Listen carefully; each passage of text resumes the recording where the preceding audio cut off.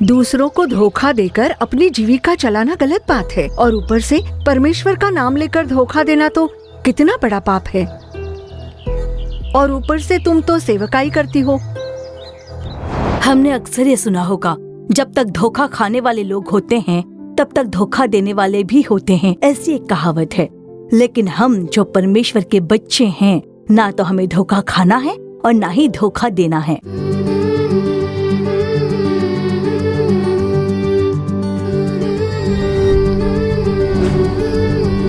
खुशहाल परिवार। प्यारे खुशहाल परिवार के श्रोताओं को प्रभु यीशु के नाम में हमारा प्रेम भरा अभिवादन। फिर से इस खुशहाल परिवार कार्यक्रम में आप लोगों से मिलकर हमें बहुत खुशी हो रही है। परिवार में आशीष के लिए और परिवार में बेदारी आने के एक उद्देश्य के साथ ही प्रभु परमेश्वर ने इस कार्यक्रम का आयोजन किया है और लगातार हमें चला रहे हैं। और आज के इस दिन किसी को धोखा मत देना, इसी शीर्षक पर हम लोग कार्यक्रम देखने वाले हैं। चिकनी चुपड़ी बातें करके पैसों के मामले में धोखा देने वाले और अपनी दयनीय स्थिति बताकर पैसे ऐंठने वाले कई लोगों को हमें देखना होगा। और इस संसार में जब तक धोखा खाने वाले लोग हैं, तब तक धोखा देने वाले लोग भी होंगे। हम जो परमेश्वर के बच्चे हैं, हमें धोखे से बचने के लिए धूर्त बने रहना है और किसी को भी धोखा ना देने वाले लोग हमें बनना चाहिए, क्योंकि इंसान जो बोता है वही काटता है। आइए आगे देखते हैं ज्योति बहन कार्यक्रम। खुशहाल परिवार।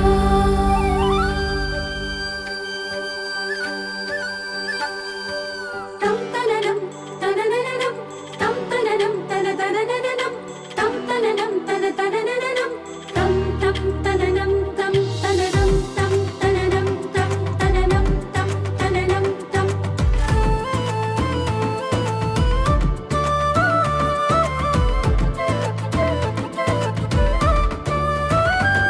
ओ भोर को है जगती, प्रभु की करे वो स्तुति। ओ भोर को है जगती, प्रभु की करे वो स्तुति। कड़ी मेहनत से घर को सजाने वाली गुणवान है औरत वो, गुणवान है। ज्योति बहन।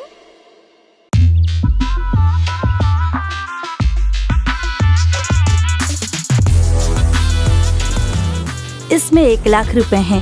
अभी के लिए आप इसे ही ले जाकर दीजिए। मैं बहुत ही जल्द और पैसे जोड़कर दे दूंगी। हाँ, बहुत खुशी हुई। हाँ। परमेश्वर तुम्हें आशीष देंगे। मैं चलती हूँ।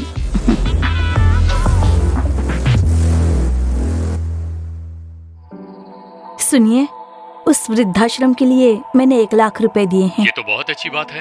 अच्छा, क्या तुमने जाकर वो वृद्धाश्रम देखा? मैंने तो नहीं देखा। नहीं देखा? अरे तुम्हें तो जाकर देखना चाहिए था, तभी तो उन्हें भी अच्छा लगेगा। ठीक है, मैं कल जाकर देख कर आती हूँ। ठीक है।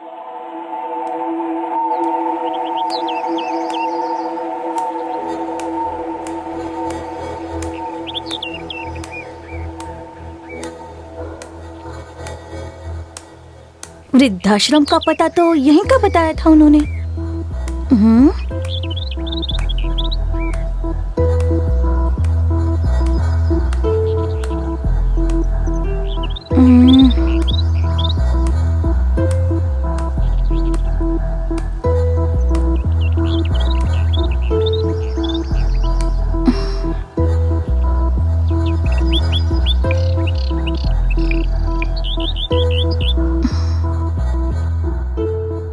आपका डायल किया हुआ नंबर इस समय संपर्क क्षेत्र से बाहर है।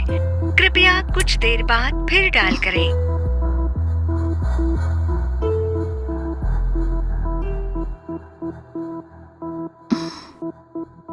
आपका डायल किया हुआ नंबर इस समय संपर्क क्षेत्र से बाहर है। कृपया कुछ देर बाद डायल करें।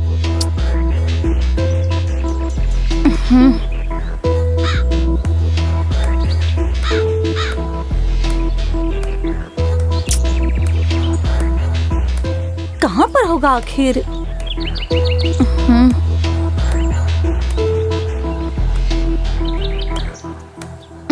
दीदी, क्या बात है सुभी? लगता है कुछ ढूंढ रही हो। दीदी, यहाँ पर कोई वृद्धाश्रम है ना? बस उसे ही ढूंढ रही थी मैं। तो क्या मिला तुम्हें वृद्धाश्रम? नहीं दीदी। परमेश्वर ने तुम्हारा चेहरा दिखाया, ऐसा कहा ना उसने? दीदी, कितनी भोली हो तुम, किसी पर भी विश्वास कर लेती हो। समझ में नहीं आता आखिर तुमसे मैं क्या कहूँ। ऐसे झट से किसी पर विश्वास मत करो। किसी से कुछ पूछताछ भी नहीं करती तुम। दीदी वो तो सेवकाई ही करती हैं, इसीलिए। सुभी, क्या सेवकाई करने वाले सभी सच्चाई से सेवकाई करते हैं? तो जवाब है नहीं। कुछ लोग बस पैसों के लिए या सिर्फ नाम कमाने के लिए सेवकाई करते हैं। उनका बस वही उद्देश्य होता है, इसलिए सभी पर विश्वास मत करना। पर अब मैं क्या करूं दीदी? जो पहले पूछना था वो तुम अब पूछ रही हो। पहले तो तुम घर चलो।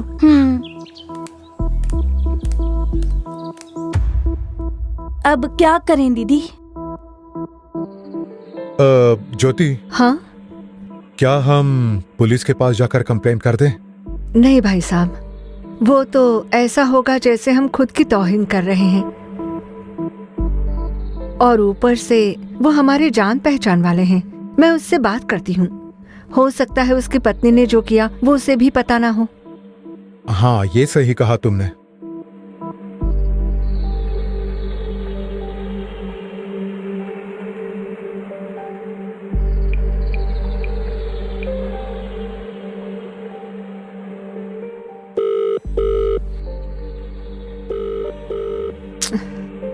क्या हुआ दीदी? पता नहीं, उसने फोन नहीं उठाया।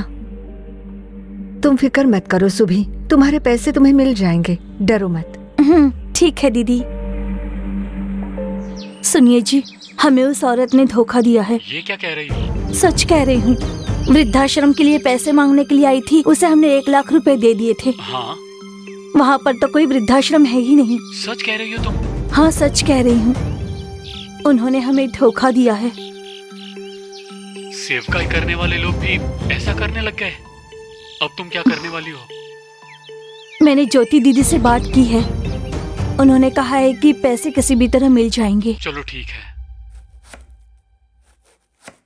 दीदी, उस औरत के पति ने फोन किया था क्या? नहीं किया, पर मैं उसके घर गई थी। वो लोग कहीं सेवकाई के लिए गए हैं। शायद लौटने में महीना लग सकता है, इसीलिए शायद जाने से पहले उन्होंने इस तरह धोखा दिया है। अब क्या किया जाए दीदी? कुछ तो करेंगे। सबसे पहले प्रार्थना करेंगे। अच्छा, तुमने ये सब अपने पति को बताया? बताया दीदी, उन्हें भी बहुत हैरानी हुई। सेवकाई करने वाले लोग इस तरह धोखा देते हैं, इससे काफी उदास हो गए वो। अब आखिर क्या कहें? भेड़ों के बीच भी ऐसे भेड़िए होते हैं। अब तो सेवकाई करने वाले लोगों को भी दान देने में डर लग रहा है। डरने की कोई बात नहीं, पर किसी को भी दान देने से पहले परमेश्वर से पूछना चाहिए। जब तुम्हारे मन में खुशी और शांति बनी रहेगी, तब तुम आराम से दान दे सकती हो। तुम फिक्र मत करो, तुम्हारे पैसे तुम्हें मिल जाएंगे। ठीक है दीदी।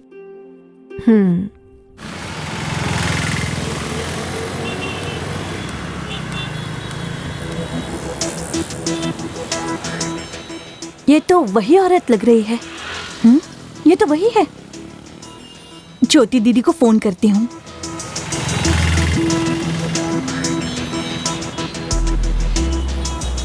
हेलो। हेलो दीदी। हाँ बोलो सुभी। क्या आप जरा जल्दी से सब्जी मार्केट के पास आ सकती हैं? हाँ आती हूँ, अभी आती हूँ। ठीक है दीदी।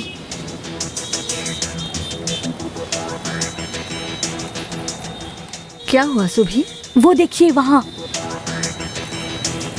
तुम यही रहो, मैं जाकर बात करती हूँ। हाँ।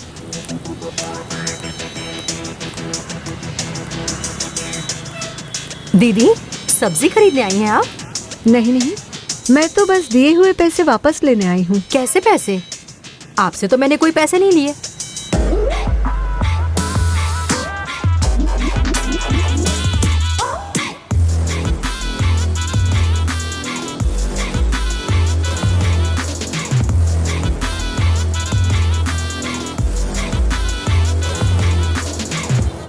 तो जरा तुम बताओगी वो वृद्धाश्रम कहाँ है? यहीं पास में है दीदी।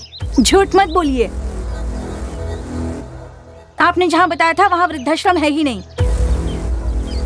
परमेश्वर का नाम लेकर क्यों धोखा दे रही हैं आप? अगर मदद के लिए पैसे मांगे होते तो भी मैं दे देती। आपको शर्म नहीं आई? क्या ये सब राजा को पता है? नहीं। तो फिर तुमने ऐसा क्यों किया? जानती हूँ कितनी बड़ी गलती की है तुमने, और इस तरह पैसे मांगते हुए थोड़ी भी शर्म नहीं आई तुम्हें। ऊपर से सबसे जाकर तुमने यही कहा है कि परमेश्वर ने आपका चेहरा दिखाया। अपने स्वार्थ के लिए परमेश्वर का नाम लेने की हिम्मत कैसे होती है तुम्हारी? दूसरों को धोखा देकर अपनी जीविका चलाना गलत बात है, और ऊपर से परमेश्वर का नाम लेकर धोखा देना तो कितना बड़ा पाप है। और ऊपर से तुम तो सेवकाई करती हो। हाँ, तुम्हें तो सिखाना चाहिए कि पैसों से प्यार बुरा है, और ऊपर से तुम पैसों के लिए दूसरों को धोखा देती हो। तो तुम ही बताओ, दूसरे परमेश्वर की ओर कैसे आएंगे? एक तरफ तुम्हारे पति परमेश्वर के लिए सच्ची सेवकाई कर रहे हैं, और तुम हो कि दूसरों को फंसाने का काम कर रही हो। इससे तो अच्छा है तुम कोई नौकरी कर लो। दीदी, मुझे पैसों की बहुत जरूरत थी। तो क्या हुआ? तुम ऐसे किसी को धोखा नहीं दे सकती। तुम्हें पैसे चाहिए तो परमेश्वर से मांगो, प्रार्थना करो। इस तरह दूसरों को धोखा मत दो। आप जैसे सेवकाई करने वाले पैसों के चक्कर में गलती करते हैं, इसलिए सच्चाई से सेवकाई करने वालों का नाम भी खराब हो रहा है। मुझे माफ कर दीजिए दीदी, मैं आगे से ऐसा नहीं करूंगी। माफी की कोई बात नहीं है। पहले बताओ पैसों का क्या हुआ? दीदी, उनमें से थोड़े पैसे तो खर्च हो गए। बस 2 दिन में मैं पैसे लौटा देती हूँ। मुझे माफ कर दो, मुझसे बड़ी भूल हो गई। बस 2 दिन में मैं तुम्हारे पैसे लौटा दूंगी। चलो चलते हैं।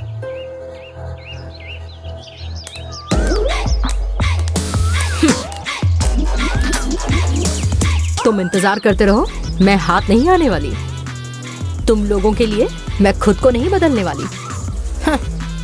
मैं भी देखती हूँ मुझसे कैसे पैसे वापस ले लेते हो। खुशहाल परिवार। तो दर्शकों, आपने ज्योति बहन कार्यक्रम देखा, आपके लिए लाभदायक था। अब आगे परमेश्वर का संदेश देकर आपके आशीष के लिए प्रार्थना करने के लिए बहन वसंती पॉल बिल्कुल तैयार हैं। प्रार्थना के साथ संदेश सुनिए। परमेश्वर निश्चय आपसे बात करके आपको आशीष देंगे।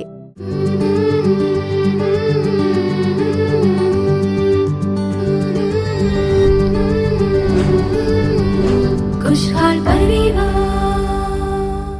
मसीह में मेरे प्रियजनों, यीशु मसीह के मधुर नाम में हम आप सबको प्रेम पूर्ण शुभकामनाएं देते हैं। आज भी आप हमारे साथ प्रभु की संगति में प्रतीक्षा कर रहे हैं। प्रभु हमसे बात करना चाहते हैं। किस विषय में बोलने वाले हैं, आप उत्सुक होंगे। प्रभु हर सप्ताह हमें एक एक सलाह देते जा रहे हैं, और उसी अनुसार वो हमें बनाते हैं और तैयार कर रहे हैं। देखिए, आज भी प्रभु हमसे कुछ कहना चाहते हैं, और आज का जो शीर्षक है वो है किसी को धोखा मत देना। हम अक्सर एक बात सुनते हैं कि जब तक धोखा खाने वाले हैं तब तक धोखा देने वाले भी रहेंगे, ऐसा लोग कहते हैं। लेकिन प्रभु के बच्चों के रूप में हमें ना तो धोखा खाना है और ना ही धोखा देना चाहिए। परमेश्वर हमें यही सलाह देते हैं। देखिए, आज कितने प्रकार से लोग दूसरों को धोखा दे रहे हैं। धन के मामलों में धोखा देते हैं, मीठे शब्द बोलकर, सुंदर बातें करके। इस तरह बोलते हैं कि लोग विश्वास कर लें और फिर उनका धन ले जाते हैं। इस तरह अनेक लोग लाखों रुपए में धोखा खाकर धन खो चुके हैं। व्यापार में भी काफी धोखा खा चुके हैं लोग। देखिए, 1 किलो सामान खरीदते हैं तो उसमें 50 ग्राम 100 ग्राम कम हो जाता है। नापतोल में धोखा देते हैं, मिलावट करके धोखा देते हैं। अनेक प्रकार से लोग जनता को धोखा दे रहे हैं। देखिए, रिश्तों में भी सगे भाई भी संपत्ति धोखा देकर ले लेते हैं। जीवन में भी धोखा देते हैं। पति पत्नी को धोखा देता है, पत्नी पति को धोखा देती है, बच्चे भी माता पिता को धोखा देते हैं। इस तरह अनेक प्रकार से धोखा खाए हुए लोगों को हम अक्सर देखते हैं। हमारे पास प्रार्थना के लिए आने वाले लोग कहते हैं कि मैंने धोखा खाया है, मेरे पति के शब्द इतने मीठे थे, उन्होंने मुझे विश्वास दिलाया और फिर मुझे उन्होंने चोट पहुंचाई। ऐसा अक्सर हम सुनते हैं। कितने सारे लोग वचन देते हैं, सुंदर वचन देते हैं कि मैं ऐसा अवश्य करूंगा, अवश्य ये काम आपके लिए कर दूंगा, ये चीज दूंगा, ये कहते हैं कि ये काम पूरा करूंगा। इस तरह बहुत लोग वचन देते हैं, लेकिन वचन देकर बदल जाते हैं और धोखा देकर चले जाते हैं।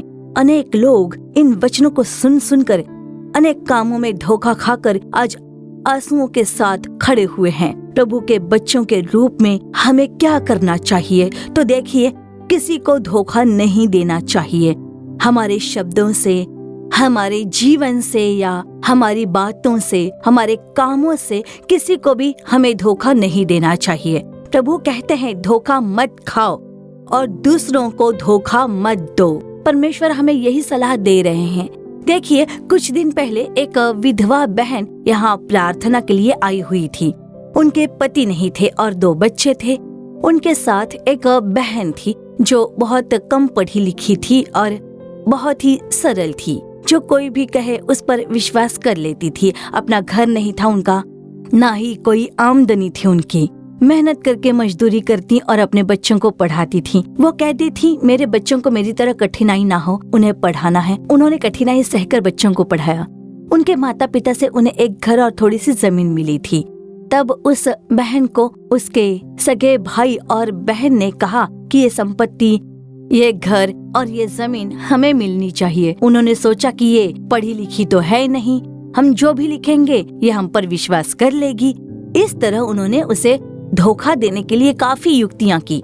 देखिए, वो संपत्ति उसके पिता के नाम पर थी, तो उन्होंने कहा इसे बदल कर हम तीनों बच्चों के नाम कर देंगे और फिर हम इसे बांट लेंगे। इस बहन के सामने उसके भाई बहन दोनों ने यही कहा, ये पिता के नाम पर है, इसे हमारे नाम पर बदलकर हम बांट लेंगे। इस बहन ने वैसे ही विश्वास कर लिया। उन्होंने उसके लिए सारे दस्तावेज तैयार किए, लेकिन उसे 2 पन्ने कभी भी नहीं दिखाए। केवल आखिरी में हस्ताक्षर करने की जगह पर क्या हम तुम्हें धोखा देंगे, ये तुम्हारे और तुम्हारे बच्चों के लिए ही सहारा होने वाला है। ऐसी मीठी और भरोसेमंद बातें कहकर उन्होंने उसे विश्वास दिलाया।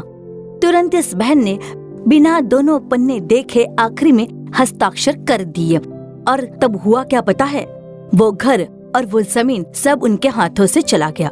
उस बहन जी ने पूछा, भाई आपने ऐसा क्यों किया? तो उन्होंने कहा, तुमने ही हस्ताक्षर किए, तुमने ही तो कहा तुम्हें नहीं चाहिए, तुमने ही तो राजी खुशी दे दिया हमें। नहीं भैया, वैसा मैंने नहीं कहा था। मैं अपने बच्चों के साथ कितनी कठिनाई में हूँ। अगर वो संपत्ति होती, अगर मुझे घर मिल जाता तो मुझे किराया भी नहीं देना पड़ता। आपने मुझे धोखा दिया है भैया, ऐसा कहा। पर उन्होंने कहा कि तुमने हस्ताक्षर कर दिए हैं, अब मैं कुछ नहीं कर सकता।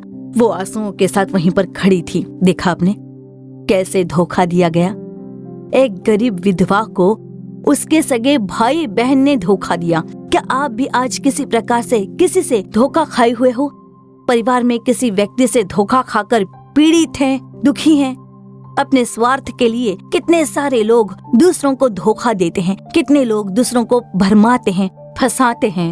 याकूब को देखिए, एसाव जिसके पास ज्येष्ठ पुत्र का अधिकार था, वो भूखा था कि कुछ खाने को मिल जाए तो पेट भर जाए, ऐसी भूख के साथ था।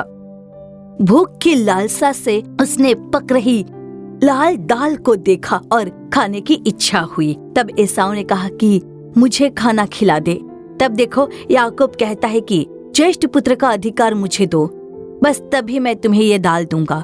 बस अपनी भूख मिटाने के लिए उसने इतना बड़ा ज्येष्ठ पुत्र का अधिकार खो दिया। आज भी कितने लोग ऐसे ही धोखा खाते हैं। थोड़े समय, थोड़े लाभ के लिए बड़ी संपत्ति को वो खो देते हैं। कितने सारे लोग धोखा खाकर आंसुओं के साथ खड़े हैं, दूसरों की संपत्ति लूट लेते हैं। हम लोग भी ऐसे कई लोगों को जानते होंगे जो इसी परिस्थिति से गुजर रहे होंगे। तो हमें बड़ा ही सावधान रहना है। आज प्रभु के बच्चे खुद कहते हैं कि हम बाइबल पढ़ते हैं, प्रार्थना करते हैं, लेकिन बहुत कामों में बहुत लोगों को वो धोखा देते हैं। प्रभु के बच्चों के रूप में हमें ऐसा नहीं होना चाहिए। एक बात आपको अच्छी तरह जान लेनी चाहिए, यदि हम दूसरों को धोखा देंगे तो हम भी किसी प्रकार से धोखा खाएंगे। ये बिल्कुल सत्य है, इसे भूलिएगा मत। ये सत्य है। मैंने ऐसे कई लोगों को देखा है। याकूब ने एसाव को धोखा दिया। पिता इसहाक को धोखा देकर अपने भाई का आशीर्वाद ले लिया। उसने इसहाक को धोखा दिया। इसहाक को लगा कि ये मेरा बेटा एसाव है। उन्होंने उसे छूकर देखा, वो एसाव जैसा लग रहा था, तो उसे आशीर्वाद दे दिया। अब एसाव आकर गिड़गिड़ाने लगा, तब उसे वो आशीष नहीं मिली। उसी याकूब को उसके ससुर लाबान ने धोखा दे दिया था। उत्पत्ति अध्याय 31 में और वचन 7 में याकूब खुद ही कह रहा है, अपनी पत्नियों को देखकर कह रहा है, फिर भी तुम्हारे पिता ने मुझसे छल करके मेरी मजदूरी को 10 बार बदल दिया। ऐसा खुद वही याकूब जिसने एसाव को धोखा दिया था, वही याकूब कह रहा है। वो अपनी पत्नियों से जाकर अपने ससुर के बारे में बता रहा है कि तुम्हारे पिता ने मुझसे छल करके मेरी मजदूरी को 10 बार बदल दिया। उसने धोखा दिया था ना, और अब वो भी धोखा खा गया। प्रभु के बच्चों, हमें ऐसा नहीं होना चाहिए। यदि हम किसी को धोखा देंगे तो किसी न किसी प्रकार से हमें भी धोखा ही होगा। ये प्रभु को बिल्कुल भी प्रिय नहीं है। और देखिए, विशेष रूप से हमें पहले ये जान लेना चाहिए, हमें प्रभु को धोखा नहीं देना चाहिए। प्रभु मलाकी 3:8 में कहते हैं कि तुम मनुष्यों ने मुझे धोखा दिया है। जानना चाहते हो कैसे? दशमांश और भेंट में। तो देखिए, परमेश्वर को हम धोखा दे रहे हैं। प्रभु ने कितनी आशीष दी है हमें। क्या हम दशमांश देते हैं? क्या हम प्रभु का हिस्सा देते हैं? हम प्रभु को धोखा दे रहे हैं। हम धोखा दे रहे हैं इसलिए आशीष नहीं पा रहे हैं। हम वचन देते हैं, निश्चय करते हैं कि हम लोग प्रार्थना करेंगे, 1 घंटा प्रार्थना करेंगे, 2 घंटा प्रार्थना करेंगे, देश के लिए उपवास रखकर प्रार्थना करेंगे, ऐसा हम प्रभु से कहते हैं, लेकिन प्रभु को धोखा देते हैं। पर देखिए, प्रभु धोखा नहीं खाने वाले, हम ही धोखा खाएंगे। वचन करके पूरा नहीं करते, दशमांश नहीं देते। प्रभु के बच्चों के रूप में हमें प्रभु को कभी भी धोखा नहीं देना चाहिए। अगर हम ऐसा करते हैं तो खुद को धोखा देने के समान है। इसमें हमें सावधान रहना चाहिए। उसी तरह हमें उन लोगों को भी धोखा नहीं देना चाहिए जो हम पर विश्वास करते हैं। आपकी पत्नी आप पर विश्वास करती है। कितनी पत्नियां अपने पति के वचन को पत्थर की लकीर मानती हैं? क्या आप उन्हें धोखा दे रहे हैं? मेरे प्रिय भाई, क्या आप अपनी पत्नी को धोखा दे रहे हैं? मेरी प्यारी बहनों, क्या आप अपने पति को धोखा दे रही हैं? पति अपनी आय लेकर आपके हाथों में दे रहे हैं। क्या आप सच्चाई से खर्च करती हैं? क्या आप पति को धोखा दे रही हैं? प्रिय बच्चों, प्रिय युवा बच्चों, आपके माता पिता आपको अच्छी शिक्षा दिलाने के लिए अच्छे कॉलेज में दाखला दिलाते हैं, फीस भरते हैं। आप वहाँ जाकर क्या कर रहे हो? गलत संबंधों में हो, मोबाइल की लत में हो, पापमय जीवन में फंसकर माता पिता को धोखा दे रहे हो। कॉलेज जाने के नाम पर जाकर आपका जीवन बिल्कुल ही अलग सा हो गया है। आप ही धोखा खाएंगे। सावधान रहना चाहिए। अगर हम माता पिता, पति या पत्नी को धोखा देंगे तो हम ही धोखा खाएंगे। इसलिए सावधान रहना चाहिए।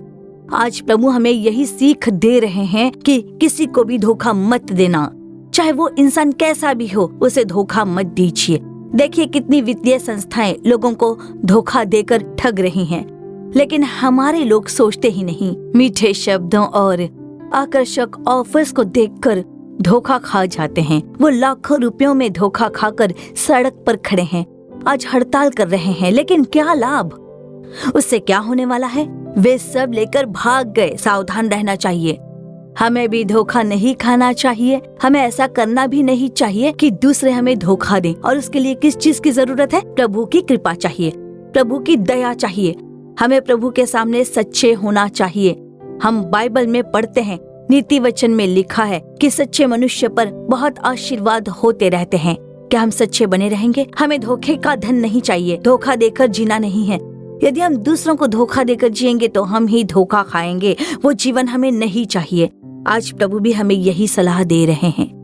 अगर आप कह रहे हैं कि प्रभु, यदि ऐसा स्वभाव मुझ में है, यदि मैं किसी प्रकार से अपने परिवार में धोखा देने वाला व्यक्ति हूँ, यदि मैं दूसरों के काम या व्यापार में धोखा खा रहा हूँ, या मैं किसी और को व्यापार में धोखा दे रहा हूँ, तो प्रभु आज आपसे ही बातें कर रहे हैं। अर्पण करके प्रार्थना कीजिए। सच्चे बनिए। थोड़े में सच्चाई में होंगे तो प्रभु आपको बहुतों में आशीषित बनाएंगे। प्रभु की उपस्थिति में अर्पण करके हम प्रार्थना करेंगे। प्रभु ने हमें जो सलाह दी है उसके लिए धन्यवाद कीजिए। यदि ऐसा स्वभाव हम में है तो आज अर्पण करके हम प्रार्थना करेंगे और प्रभु से परिवर्तन प्राप्त करेंगे। आनंदमय जीवन जीकर प्रभु के सामने प्रिय जीवन जिए और आशीष पा लीजिए। आइए प्रार्थना करते हैं। प्रिय परमेश्वर, आपने जो हमें सलाह दी है उसके लिए आपका धन्यवाद। प्रभु, आपने कहा है कि किसी को धोखा मत दो। हम इसे स्वीकार करते हैं। यदि आज हम ऐसे स्वभाव में हैं, ऐसे गलत कामों में हैं, प्रभु आप हमें कृपया करके क्षमा कीजिए। अपने बच्चों से बात कीजिए। प्रभु, अर्पण करने वालों को क्षमा कीजिए और उन्हें बदल दीजिए। प्रभु, उनके स्वभाव में परिवर्तन आने दीजिए। प्रभु, एक अच्छा परिवर्तन आ जाए। प्रभु, जो लोग धोखा देकर जीवन जी रहे हैं उनसे भी आप बातें कीजिए। आज वे सब अपने को अर्पण कर रहे हैं और एक अच्छा परिवर्तन उनमें आने दीजिए। प्रभु, व्यक्तिगत जीवन में परिवर्तन हो, परिवारों में परिवर्तन हो, कामों में, व्यापार में, कार्यस्थलों में प्रभु मालिकों को धोखा न देने वाले बना दीजिए। वो सच्चे होकर अपने काम में ध्यान देने वाले बने और प्रभु की आशीष प्राप्त करें। प्रभु आप सहायता कीजिए। हे परमेश्वर, प्रभु इस संदेश, इस सलाह को सुनकर अपने को अर्पण करके प्रार्थना करने वाले प्रत्येक बच्चों की आप सहायता कीजिए। इस बुरे स्वभाव को उनसे दूर कर दीजिए परमेश्वर, और उन्हें सच्चे बनाकर उन्हें परिपूर्ण आशीष से भर दीजिए। हम उन्हें आपके हाथों में सौंपते हैं। प्रत्येक को आशीषित कीजिए, उनके परिवार को खुशहाल परिवार बना दीजिए। आपके सामने वो खुशहाल लोग बन जाएं। प्रभु आपने ऐसा किया है, उसके लिए धन्यवाद। यीशु मसीह के नाम में हम ये प्रार्थना करते हैं पिता, आमीन आमीन। खुशहाल परिवार। प्रियजनों, हमारी आशा है कि आज का ये कार्यक्रम आपके लिए आशीष रही होगी। आपने जो भलाई और आशीर्वाद को पाया है उसे हमें जरूर बताइए। आपकी जो भी प्रार्थना विनती है उसे चिट्ठी या फिर ईमेल के द्वारा हमें जरूर बताइए। आपके लिए प्रार्थना करने और सलाह देने के लिए भाई मोहन सी लाजरस और परमेश्वर के दास तैयार हैं। हमारे Jesus redeems social media platform के दूसरे कार्यक्रमों से जुड़ना मत भूलिए। लगातार देखते रहिए, विशेष रूप से आओ प्रार्थना करें और अद्भुत पर्व कार्यक्रम। फिर अगले कार्यक्रम में आपसे दोबारा मुलाकात होगी। तब तक प्रभु की महान कृपा आपके संग बनी रहे। For further details and prayer support, contact Jesus Redeems Ministries, Nallumavadi, Tuticorin District, 628211. Our phone number 04435454545. Email info@jesusredeems.org. Our website www.jesusredeems.com. God bless you.